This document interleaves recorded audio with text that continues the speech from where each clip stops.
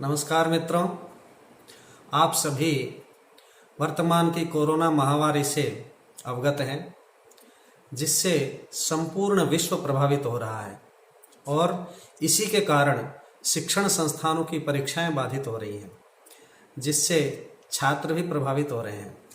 छात्रों की इन्हीं समस्याओं को दृष्टिगत करते हुए शासन के निर्देशन में माननीय कुलपति महोदय ने छात्र हित को ध्यान में रखते हुए छात्रों से ऑनलाइन सीधे संपर्क करने के लिए अध्यापकों को निर्देशित किया है। इसी क्रम में मैं डॉक्टर विजय कुमार शर्मा, वेद विभाग, संपूर्णानंद संस्कृत विश्वविद्यालय, यूट्यूब के माध्यम से आपसे वेद तथा कर्मकांड विषय के अध्यापन हेतु उपस्थित हूँ।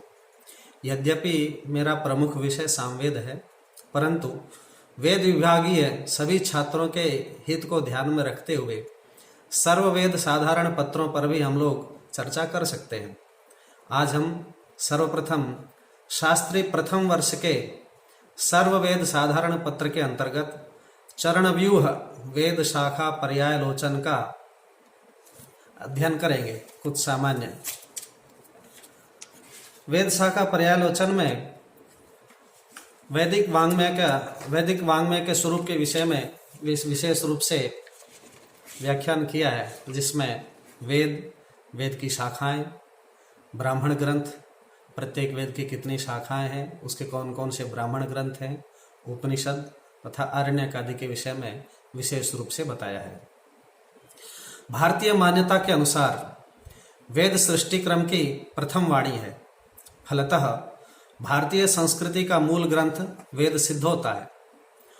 पाश्चात्य विचारकों ने ऐतिहासिक दृष्टि अपनाते हुए वेद को विश्व का आदि ग्रंथ सिद्ध किया है। अतः यदि विश्व संस्कृति का उद्गम स्रोत वेद को माना जाए तो कोई अत्युक्ति नहीं है। शाब्दिक विधा से विश्लेषण करने पर वेद शब्द की निष्पत्ति विद ज्ञाने धातु से घय प्रत्यय करने पर सिद्ध होती है, अर्थात वेद शब्द का सीधा अर्थ हम ज्ञान से ले सकते हैं। वेद दो भागों में विभक्त है, मंत्र और ब्राह्मण। आचार्यों ने सामान्यतया मंत्र और ब्राह्मण रूप से वेदों का विभाजन किया है, जिसमें मंत्रात्मक वैदिक शब्द राशि का मुख्य संकलन संहिता के नाम से प्राचीन काल से व्यवहृत होता आया है। संहितात्मक वैदिक शब्द राशि पर ही पदपाठ, क्रमपाठ एवं अन्य विकृति पाठ होते हैं। यज्ञों में संहितागत मंत्रों का ही प्रधान रूप से प्रयोग होता है। याज्ञिक दृष्टि से मंत्र चार प्रकार के होते हैं: कर्ण मंत्र, क्रियमाणानुवादी मंत्र, अनुमंत्रण मंत्र और जप मंत्र। इनमें जिस मंत्र के उच्चारण के अनंतर ही कर्म किया जाता है वह कर्ण मंत्र कहलाता है। यथा याज्ञा पुरोनुवाक्या आदि। कर्मानुष्ठान के साथ साथ जो मंत्र पढ़ा जाता है वह क्रियमाणादुवादि मंत्र होता है। यथा युवा सुवासा परिवीता आगात इत्यादि। जब यज्ञ में यूप संस्कार किया जाता है तभी वह मंत्र पढ़ा जाता है। कर्म के ठीक बाद जो मंत्र पढ़ा जाता है वह अनुमंत्रण मंत्र कहलाता है। यथा एको मम एका तस्य योस्मान द्वेष्टि आदि। यह मंत्र द्रव्य त्याग रूप किए जाने के ठीक बाद यजमान द्वारा पढ़ा जाता है। इनके अतिरिक्त जो मयीदमिति यजमानो जपति इत्यादि वाक्यों द्वारा विहित जो सन्निपत्योपकारक होते हैं वे जप मंत्र हैं। इनमें प्रथम त्रिविध मंत्रों का अनुष्ठेय स्मारकत्व रूप दृष्ट प्रयोजन है। जप मंत्रों का अदृष्ट मात्र प्रयोजन है, ऐसा याज्ञिकों एवं मीमांसकों का सिद्धांत है। मंत्रों के लक्षण के संबंध में वस्तुस्थिति का विचार किया जाए तो ज्ञान होता है कि कोई भी लक्षण सटीक नहीं है। ऐसा इसलिए है कि वैदिक मंत्र अनेक प्रकार के हैं। यही कारण है कि आपस्तंभवादी आचार्यों ने ब्राह्मण भाग एवं अर्थवाद का लक्षण करने के अनंतर कह दिया अतोन्ये मंत्राः, अर्थात इनके अतिरिक्त सभी मंत्र हैं। और मंत्र के अतिरिक्त वेद भाग ब्राह्मण पद से अभिहित किया जाता है। ब्राह्मण शब्द ब्रह्मण शब्द से अण प्रत्यय लिंग में वेद राशि के अविधायक अर्थ में सिद्ध होता है। चारों वेदों की शाखाओं के विषय में महाभाष्यकार पतंजलि ने कहा है कि 100 मध्वर्यु शाखाः सहस्रवर्त्मा सामवेदः 21 बाभृच्यम नवधाथर्वणो वेदः, अर्थात यजुर्वेद की 101 शाखाएं, सामवेद की 1000 शाखाएं, ऋग्वेद की 21 शाखाएं तथा अथर्ववेद की 9 शाखाएं हैं। आचार्य षड्गुरु शिष्य ने सर्वानुक्रमणी ग्रंथ की वृत्ति भूमिका में अथर्ववेद की 15 शाखाओं का भी उल्लेख किया है। प्रत्येक वेद की एक एक शाखा अपने में समग्र है तथा भागांतर की अपेक्षा नहीं रखती, अतः वेद के प्रसंग में शाखा शब्द अवयववाची नहीं है।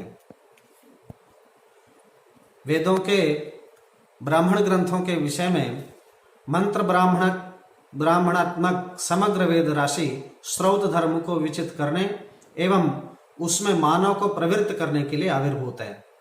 विषय की दृष्टि से वेदों का 3 भाग किया गया है, कर्मकांड, उपासना कांड और ज्ञान कांड।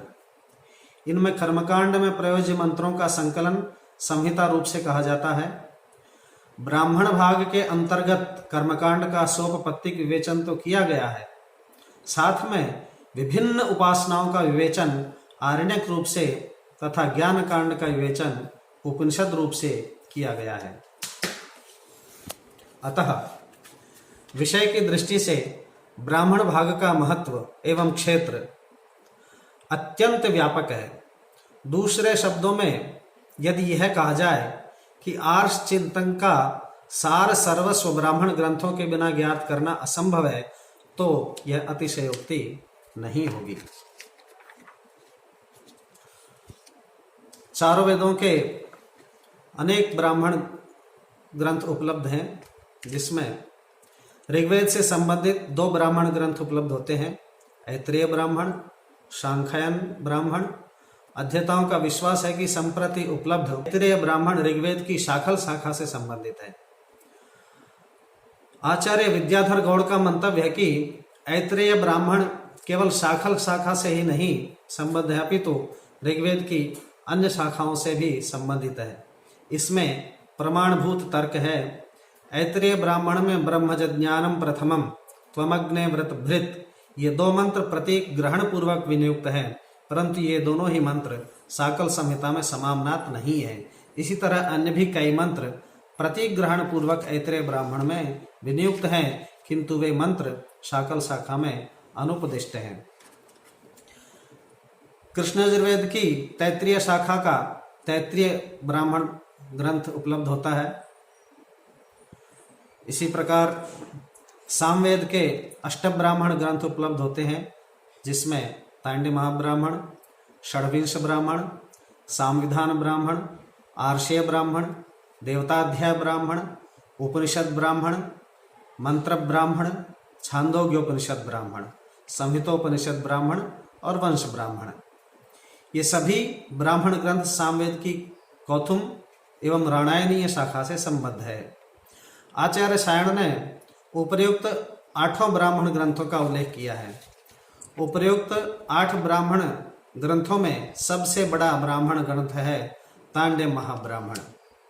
इसको प्रौढ़ ब्राह्मण एवं पंचविंश ब्राह्मण के नाम से भी जाना जाता है।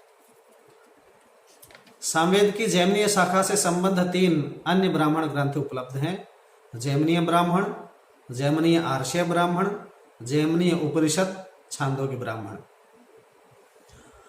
अथर्ववेद का एकमात्र गोपथ ब्राह्मण वर्तमान में उपलब्ध है, और ऐसे अनेक ब्राह्मण ग्रंथ ऐसे भी हैं जो वर्तमान में विलुप्त हो गए हैं, प्राप्त नहीं हैं। जैसे पैंगायनी, शैलाली, शाट्यायनी, काठक, मैत्रायणी, जाबाल, खांडिकेय, औखेय, हरिद्रविक, आखवरक इत्यादि इत्यादि अनेक ब्राह्मण ग्रंथ ऐसे हैं जो प्राचीन काल में उपस्थित थे लेकिन वर्तमान में उपस्थित नहीं है। शुक्ल यजुर्वेद के 2 ब्राह्मण ग्रंथ प्राप्त होते हैं। शतपथ ब्राह्मण जो काण्व साखियों के लिए अलग है और शुक्ल यजुर्वेद माध्यन्दिनी साखियों के लिए अलग है। इन दोनों काण्व शतपथ ब्राह्मण में 17 कांड, 104 अध्याय और 435 ब्राह्मण हैं और शुक्ल यजुर्वेद की माध्यन्दिनी शाखा का शतपथ ब्राह्मण अलग ग्रंथ है। आज के लिए इतना ही पर्याप्त है क्योंकि यह प्रथम कक्षा है और आगामी कक्षाओं में हम ऐसा प्रयास करेंगे कि प्रत्येक वेद का अलग अलग ग्रुप बना करके और उनके साथ सामवेद शास्त्र प्रथम वर्ष का अलग, सामवेद शास्त्र द्वितीय वर्ष का अलग, सामवेद शास्त्र तृतीय वर्ष का अलग, आचार्य कक्षाओं का अलग, इसी प्रकार अन्य वेदों की कक्षाओं की भी अलग अलग ग्रुप बना करके उनके साथ प्रतिदिन सीधे संवाद करेंगे और जूम ऐप के माध्यम से भी हम लोग सीधे ऑनलाइन के माध्यम से कक्षाओं का संचालन करेंगे। नमस्कार, धन्यवाद।